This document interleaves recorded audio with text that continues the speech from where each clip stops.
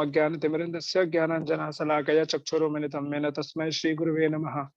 नमः ओं विष्णुपदाय कृष्णपृष्ठाय भूतले श्रीमते भक्तिवेदांत स्वामिनिति नामिने नमस्ते सरस्वती देवी गौरवाणी प्रचारिणे निर्विशेष शून्यवादी पाश्चात्य जय श्री कृष्ण चैतन्य प्रभु नित्यानंद श्री अद्वैत गदाधर शिवसदि गौरभक्तविंद हरे कृष्ण कृष्ण कृष्ण हरे हरे हरे राम राम राम हरे हरे। तो बहुत बार ऐसा प्रश्न आएगा कि ऐसा जस कोई व्यक्ति सोच सकते हैं कि आखिर इन्हीं विशेष लोगों को ही भगवान ने क्यों चुना। तो कहते हैं कि नायम आत्मा प्रवचने न लब्ध्या, मतलब अगर हम भगवान को कोई जानना चाहता है तो बहुत ज्यादा प्रवचन दे करके या सुन करके कोई भगवान को नहीं प्राप्त कर सकता है। न मेधसा, न अपनी बुद्धि से भगवान को अचीव कर सकता है, न बहुश्रुतेना, न ज्यादा सुन करके ही सुन सकता है। तो भगवान को कैसे प्राप्त कर सकते हैं? तो कहा जाता है कि जब भगवान देना चाहे अपने आप को किसी को तो ही वो दे सकते हैं, राइट? अदरवाइज इट्स डिफिकल्ट कि somebody कैन नो, राइट? तो जयदेव गोस्वामी इन सबों में से एक है जिनको भगवान ने खुद को उनके लिए रियलाइज करा, एक तरह से हम देख सकते हैं, राइट? तो जयदेव गोस्वामी का जन्म एक कंट्रोवर्शियल है। ऐसा बताया जाता है कि Bengal government and Orissa government के बीच में लंबे समय तक केस चला था। तो केस उड़ीसा जीत गई और ऐसा बताया जाता है कि उड़ीसा में पुरी और भुवनेश्वर के बीच में केंदु बुलिया नामक जो गांव है वहां पर जयदेव गोस्वामी का जन्म हुआ है। और ये केंदु बुलिया जो गांव है एक्चुअली 3 जगहों पे है। एक जो अभी उड़ीसा में बताया गया वहां पे, दूसरा जो गौड़ीय वैष्णव मानते हैं वो कोलकाता में वेस्ट बंगाल में जो है वो वहां पर केंदु बुलिया गांव समझा जाता है। एक जगह है, जगह का नाम है वीरभूम। वीरभूम पे उनका जन्म हुआ है, ऐसा माना जाता है। सो अब देखेंगे कि उनके पिता का नाम भोज भोजदेव, माता का नाम बामा देवी था। और शुरू से ही बहुत तेजस्वी और मेधावी रहे हैं गीत गोविंद। और बहुत जल्दी ही जैसे आगे बढ़ते हैं तो खैर मैं भी जितना सुन पाया पढ़ पाया तो बचपन की ज्यादा डिटेल तो हमें प्राप्त नहीं है, बट ऐसा बताया जाता है कि बहुत ही ज्यादा पोइटिक थे और भगवान के प्रति उनकी जो श्रद्धा थी, भाव था, बहुत विशेष था। और बहुत सुंदर सुंदर कवितों के माध्यम से वो भगवान को ग्लोरीफाई किया करते थे। तब जब वहां पर जो वहां का राजा होता है लक्ष्मण सेन, अगर मैं गलत नहीं हूं तो राजा का नाम लक्ष्मण सेन करके एक राजा रहते हैं। तो वो क्या करते हैं, उनको जब पता चलता है कि जयदेव गोस्वामी एक बहुत विशेष भक्त हैं और भगवान के बारे में सुंदर सुंदर गीत और लिखते हैं, तो पहले के समय ऐसा हुआ करता था कि जब ऐसे राजा होते थे ऐसे विशेष कवियों को अपने दरबार में रखा करते थे। तो ये राजा डायरेक्टली अप्रोच करता है। अब देख सकते हैं कि जयदेव गोस्वामी या फिर ऐसे जो भक्त होते हैं नॉर्मली उनको राजाओं का संग पसंद नहीं होता है। तो इसलिए जब राजा खुद से, ऐसा नहीं है कि आज के समय में नॉर्मल कोई सिपाही आया था या फिर मंत्री आया था, स्वयं राजा, ऐसा कहते हैं द किंग जो रहते हैं, राजाओं के राजा जो थे, वो उनके पास आते हैं और उनको निवेदन करते हैं कि आप हमारे दरबार में रहिए, सारी सारी सुख सुविधाएं आपको मिलेंगी। और ये जब जयदेव गोस्वामी सुनते हैं तो एट द मोमेंट उसे ठुकरा देते, बोले नहीं, मैं मैं अच्छे से भगवान का भजन करो, तुम मुझे विषय में लेके जाना चाहते हो, मैं कभी नहीं जाऊंगा। और वहां से अपना क्या झूला, क्योंकि साधु के पास होता क्या है, एक नॉर्मल झूला रहता है, उसको लेकर के वो चल देते हैं। लेकिन फिर से जो राजा रहते हैं उनको निवेदन करते हैं, कोई बात नहीं, आप राज्य के बाहर रहना तो राज्य के बाहर रखिए, कुछ यहाँ पर रहिए। तो गंगा नदी के किनारे वहां एक रहती है, वहां पर वो अपना आवास रखते हैं एक पेड़ के नीचे और वहीं बैठ करके भगवान का भजन किया करते थे। और ऐसा बताया जाता है कि उसी नदी से उनको राधा माधव की जो विग्रह थी उनको प्राप्त हुई थी और वहीं पे राधा माधव के विग्रह की सेवा किया करते थे। तो ऐसा बहुत समय से चल रहा था। और वहां पर एक बार ये सेवा उनका बहुत समय से चल चल रहा होता है वहां पर। और कभी कभी सपने में उनको चैतन्य महाप्रभु आते हैं। और वास्तव में आप देखेंगे तो जयदेव गोस्वामी चैतन्य महाप्रभु के, कोई लोग 200 वर्ष पहले बताते हैं, कुछ लोग 300 वर्ष पहले बताते हैं जयदेव गोस्वामी का आविर्भाव हुआ था। तो उसके बावजूद भी राधा माधव की जब सेवा करते करते थे तो एक दिन क्या होता है कि एक बार उनको बहुत ही गोल्डन अवतार में चंपा, वैसे कहते हैं कि एक चंपा फ्लावर के रूप में जो गोल्डन कलर का होता है वहां पे, वो जो मार्केट भी था वैसा कुछ नाम से जाना जाता था वहां पे, चंपा फ्लावर, चापा घाटी ऐसा कहते हैं, चापा घाटी के पास वहां पर वो सेवा किया करते थे। तो एक दिन क्या होता है कि जो राधा माधव हैं बहुत गोल्डन फॉर्म में उनका दर्शन देते हैं, और गोल्डन फॉर्म में दर्शन कौन दे सकता है, तो चैतन्य महाप्रभु थे। और चैतन्य महाप्रभु कहते हैं और बोलते हैं कि देखो, आपको यहाँ किसने बोला था बैठने के लिए, आप जाओ जगन्नाथपुरी में जाओ, जगन्नाथ जी आपका वेट कर रहे हैं। तो उनको बोलते हैं अच्छा, तो बोले हाँ जगन्नाथपुरी चले जाओ। तो उनको सपने में आकर के भगवान खुद से निर्देश करते हैं कि जगन्नाथपुरी चले जाइए, और वहां पर जो है आप भगवान की प्रसन्नता के लिए गीत लिखिए। तो तत्क्षण वो यहाँ से कहाँ चले जाते हैं, जगन्नाथपुरी चले जाते हैं, और वहां पे वो कहते हैं भी आगे चलकर मैं भी वहां पर आऊंगा, आप जाइए। वो वहां पर ये सॉन्ग को कंपोज कीजिए। तो वहां चले जाते हैं, और वहां पर भी एक ब्रह्मचारी का शुद्ध साधारण साधु का जीवन जी रहे होते हैं।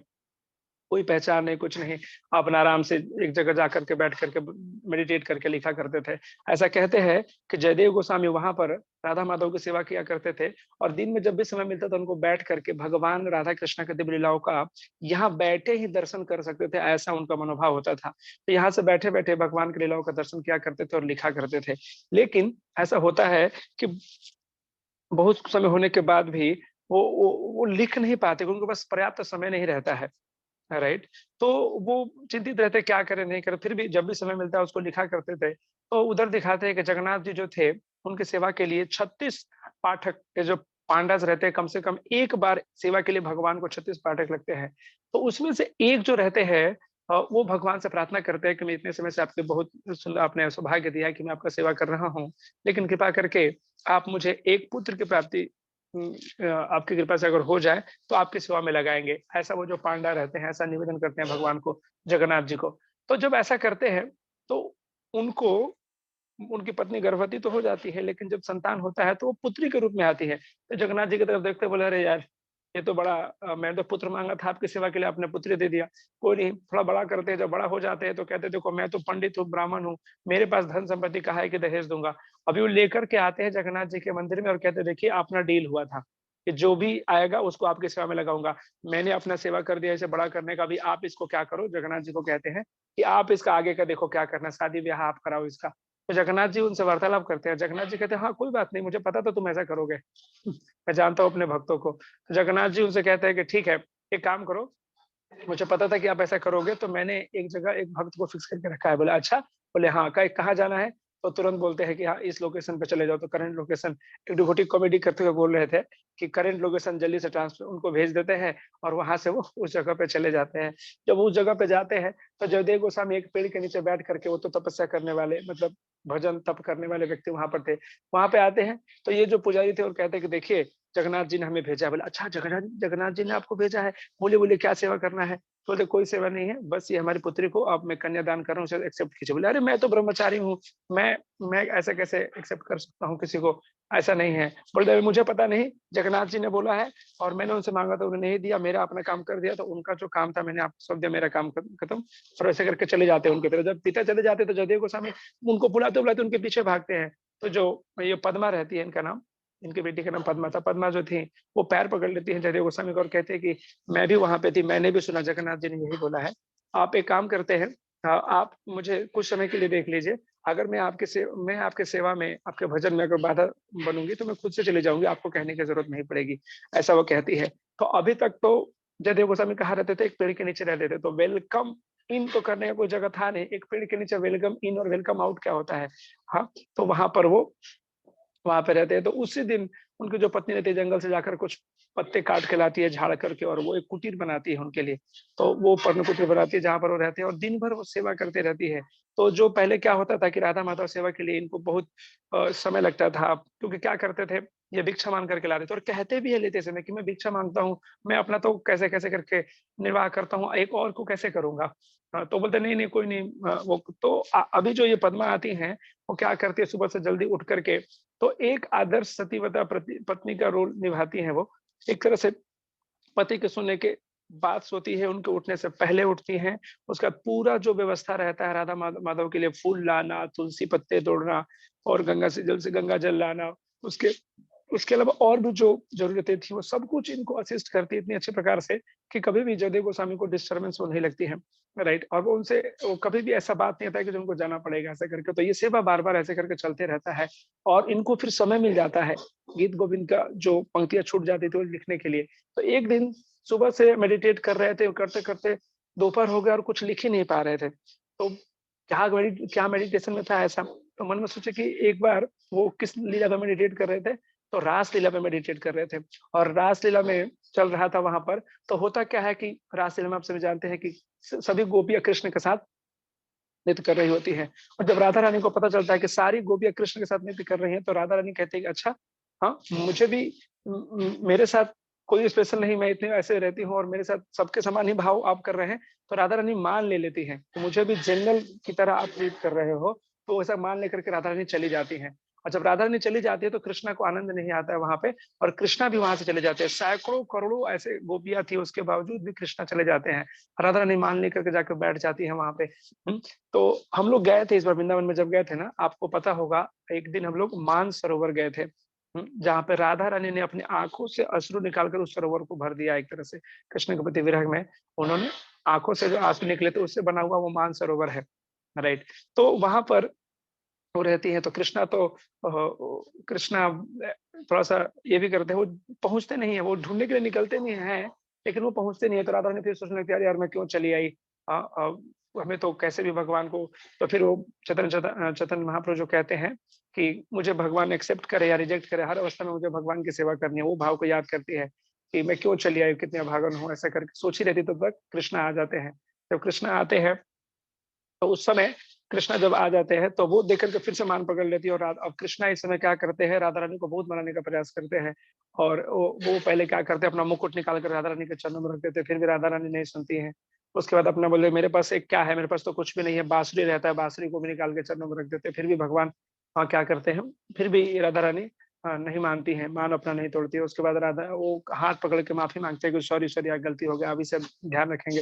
तो फिर भी राधा रानी नहीं मानती है, फिर घुटनों पे गिर करके माफी मांगते हैं, फिर भी नहीं मानते हैं। तो और बोलते हैं, कभी क्या करूं मैं, बोले सबसे बड़ा सरेंडर मैं करता हूँ। बोलते एक काम करो, मेरे सिर ऊपर के अपना चरण रख दो, इससे बड़ा सरेंडर क्या कर सकती हो। तो ये दृश्य जो था, जयदेव गोस्वामी देख रहे थे और सोचे कि मैं इसको लिखूं कैसे।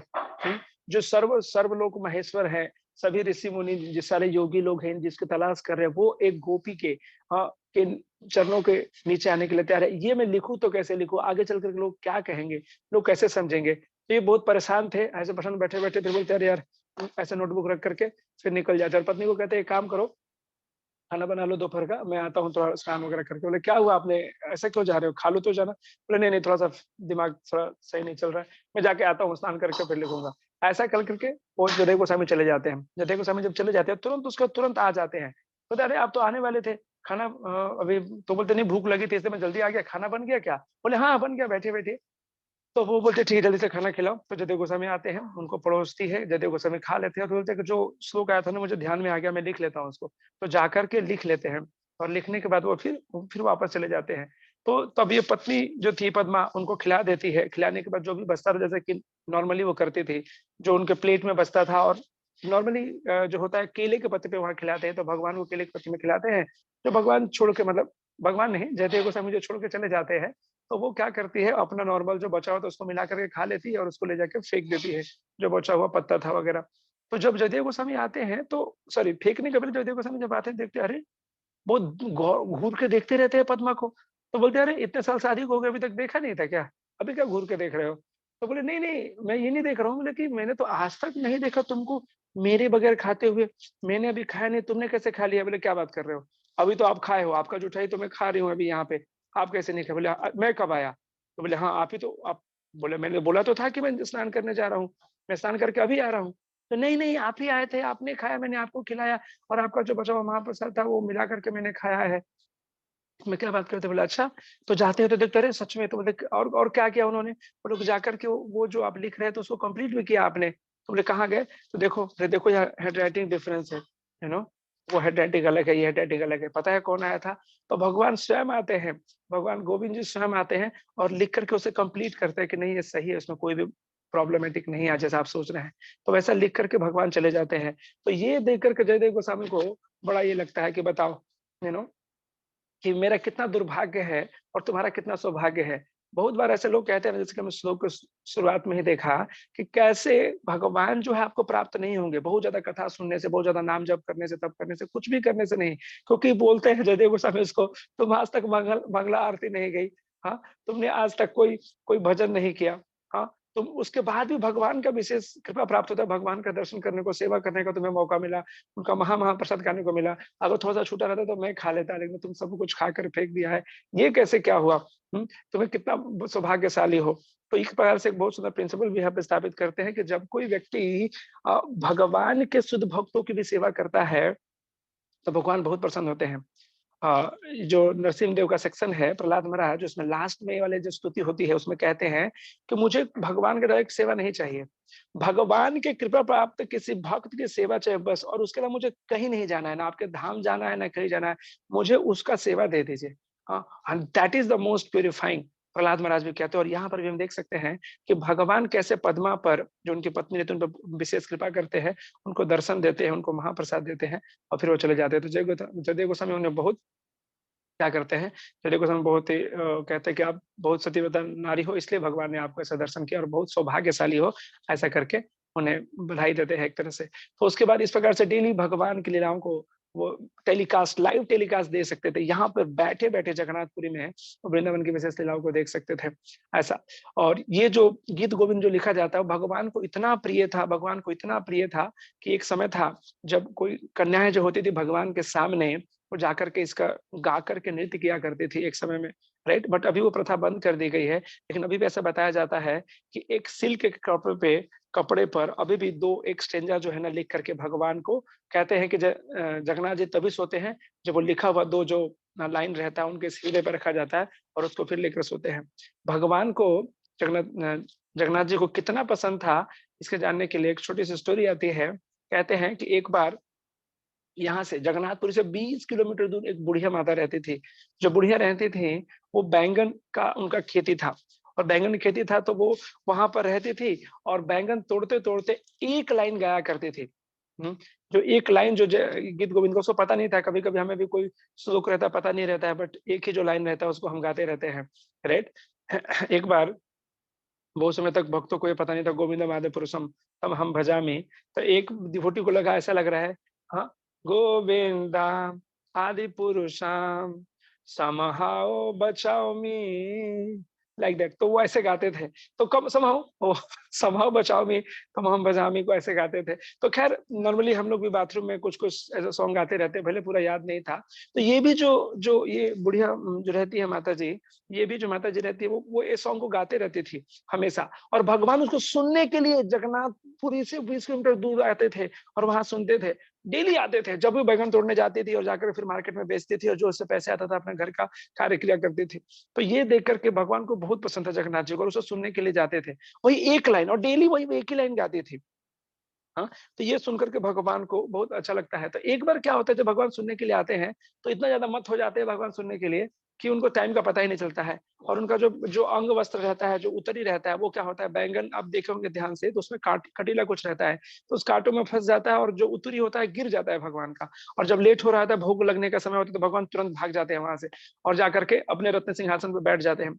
वहां भाग तो जाते हैं, लेकिन होता क्या है कि यहाँ पर उतरी नहीं था। जब पुजारी घुसता पुजारी माई लॉर्ड उतरी नहीं है, अभी क्या होगा? तो राजा आएगा, दरबार लगेगा और मुझे पनिशमेंट मिलेगा, पता नहीं कहाँ गया, बुलाओ ढूंढाओ बुलाओ ढूंढाओ। तो ऐसे बहुत बार ऐसे होता है। तो पता चलता है कि यहाँ ही नहीं। फिर जगन्नाथ जी के पास पूछा जाता है, जगन्नाथ जी कहते हैं अरे सॉरी यार, बैंगन के खेत में मेरा उतरी रह गया। ऐसे कहते हैं भगवान कि अरे बोला, अरे बैंगन के खेत में उतरी रह गया, बैंगन के खेत में क्यों गए थे तुम? सब लोग जगन्नाथ जी को पूछते हैं आप वहां क्यों गए थे? तो बोले अभी क्या बताऊं, एक एक बहुत सुंदर माता है, बुढ़िया माता है, वो बहुत सुंदर गीत गाती है, वो मैं सुनने के लिए जाता हूँ। तो राजा कहता है कौन है, उसको लेकर आओ। वो कौन बूढ़ी माता है, उनको लेकर आओ। बूढ़ी माता को लाया जाता है। राजा कहते हैं कि महल बनवाओ। बोलते यहाँ पे महल बनवाओ, इनको सारी सुख सुविधाओं, नहीं तो पता नहीं जगन्नाथ जी इस गाने के पीछे कहाँ कहाँ भागेंगे। और आपका एक ही सेवा है कि जगन्नाथ जी की प्रसन्नता के लिए गीत गाइए। तो आप देख सकते हैं गीत गोविंद कितना भगवान को पसंद था, राइट। और यही नहीं, देखिए बहुत ही जो भगवान है, चाहे जय कृष्णा से ही गौरा से ही जगन्नाथ जो कहते हैं वो बिल्कुल सही है। क्योंकि देखिए जयदेव गोस्वामी सेवा किसकी करते थे? राधा माधव की, राइट। और जो गीत गोविंद लिखे तो पसंद किसको किया? जगन्नाथ जी को। उसको सुनता कौन था? चैतन्य महाप्रभु, राइट। और सॉन्ग लिखा किसके बारे में? गोविंद जी के बारे में, गीत गोविंद। तो इस प्रकार से सभी एक ही पर्सनालिटी हमेशा देख सकते हैं। तो ये भगवान को जो सॉन्ग है गीत गोविंद बहुत बहुत क्या है, प्रिय है। और जो बूढ़ी माता जो लाइन गाती थी, किसी को पता है? मैं सुन रहा था तो उसमें वो गा रहे थे, ये लाइन है, धीरे समीर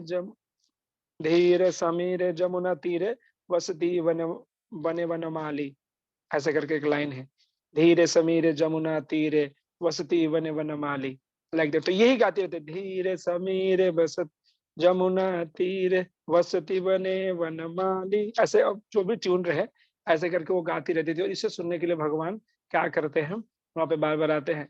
तो ये देख करके राजा बहुत वो प्रसन्न भी होता है कि भगवान को गोविंद गोविंद चाहिए, और वो उन बूढ़ी माता को वहां पे स्थापित करते हैं जहां पर वो कथा उनको हर रोज वो जो गीत गोविंद उसको सुनाते रहते हैं।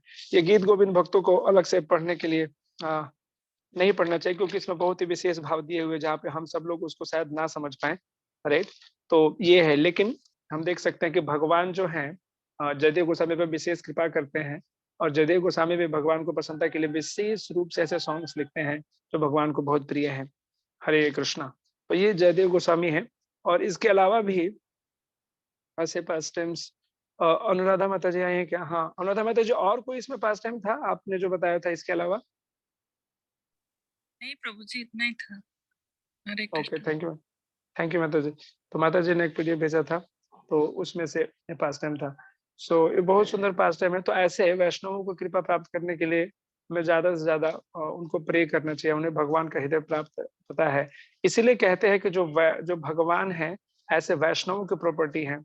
हम हमारे अलग-अलग तपस्या करने से जो उनकी वाइफ रहती है पद्मा, उनको देख कर के हम समझ सकते हैं क्लियरली कि उन्होंने क्या तपस्या की थी। वो खुद से बोलते हैं, "अरे यार! तुमको भगवान कैसे मिल गए? मैं इतना दिन से लगा पड़ा हूँ, मेरे को कभी दर्शन ऐसे डायरेक्ट हुआ नहीं, आपको हो गए।" राइट? तो वो दिखाते हैं इस पाठ्यक्रम के माध्यम से कि जो सिंसियरिटी ऑफ हार्ट है, हाँ, क्योंकि पद्मा माता जो रहती हैं, वो बहुत प्रेम से भगवान की सेवा अपने पति की सेवा करती है, और कुछ भी ऐसा समय नहीं आता है जो उनको एक तरह से कोई दूसरे भाव में दिया। बस एक मेनियल सर्वेंट की तरह रह के सर्व करती है, और भगवान इससे प्रसन्न होते हैं। और ओके, कोई दीपिका माता जी कह रही है, कोई एक और पद्मा माता जी का सती वाला कथा है, बता सकते हैं आप? यस, हरि बोल।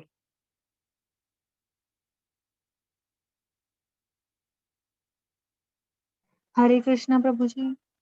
यस। इसमें एक पास टाइम होता है कि जो पद्मावती जो रहती है माता जी, उनकी कोई सिस्टर रहती है, तो उनके पति का देहांत हो जाता है, तो उनकी जो सिस्टर रहती है वो उसी टाइम सती हो जाती हैं। तो इसमें पद्मावती जी बोलती हैं कि इसमें कोई बड़ी बात नहीं है कि पति अगर का देहांत हो गया है तो सती हो जाना इसमें कोई बड़ी बात नहीं है। तो जो रानी रहती हैं उनको बहुत अचंभा लगता है कि किसी ने अपने पति के लिए सती हो गई, और पद्मावती को इसमें बड़ी बात नहीं लग रही है। तो वो उनका टेस्ट लेने के लिए पद्मावती माता जी को बोलती हैं कि जयदेव गोस्वामी नहीं रहे, ऐसे करके। तो पद्मावती जो रहती है माता जी, वो उसी टाइम अपना देह त्याग कर देती हैं, मतलब वो सती हो जाती हैं। तो जयदेव गोस्वामी को जब ये पता चलता है, तो वो बोलते हैं कि आपने सिर्फ एक टेस्ट लेने के लिए इतना बड़ा ये कर दिया है। तो रानी को भी बहुत पछतावा होता है कि मैंने एक शुद्ध, मतलब जो वैष्णव थे उनके साथ ऐसा कर दिया है। तो वो बहुत रिक्वेस्ट करते हैं कि आप कुछ करिए, इनको फिर से रिवाइव कीजिए, मतलब इन्हें फिर से लाइव कीजिए। तो जयदेव गोस्वामी बोलते हैं कि आप गीत गोविंद इनके मतलब कानों में या इनको सुनाइए, तो वो रिवाइव हो जाएंगे, और एक्चुअली ऐसा होता है। तो इसमें गीत गोविंद की महिमा बताई गई है। हरे कृष्णा। हरे कृष्णा।